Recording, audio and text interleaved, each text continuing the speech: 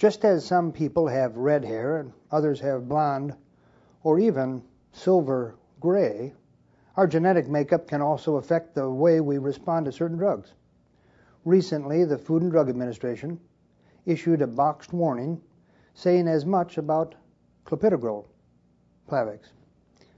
While the majority of patients do very well with standard guideline-based Clopidogrel, there are a small number of patients with certain differences in their genetic makeup who do not derive full clinical benefit and instead remain at risk for either heart attack, stroke, or even death. While there is increasing information about specific genetic variations that may affect clopidogrel metabolism, there is not sufficient evidence upon which to develop specific recommendations related to genetic testing in individual patients. Since the FDA warning, many questions remain about how and when to use genetic tests, which tests to use, and the issue of reimbursements for these tests. Further complicating the issue are the new medications that appear to have fewer genetic issues but have the potential for more bleeding and also higher costs.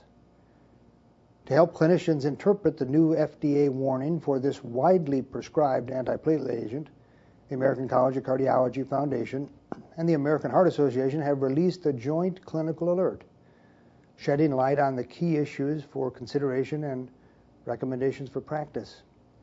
The new report thoughtfully reviews the background for the new prescribing information, including the multiple unknown factors that can influence individual patient outcomes.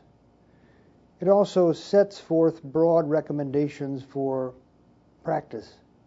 These recommendations are intended to help guide healthcare providers in devising the best treatment plan for each patient.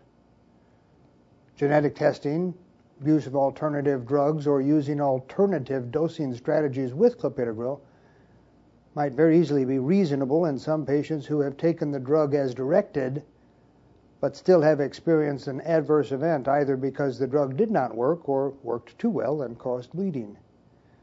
It is ultimately the responsibility of the healthcare team to use clinical judgment in each patient and ensure compliance with existing antiplatelet therapy guidelines.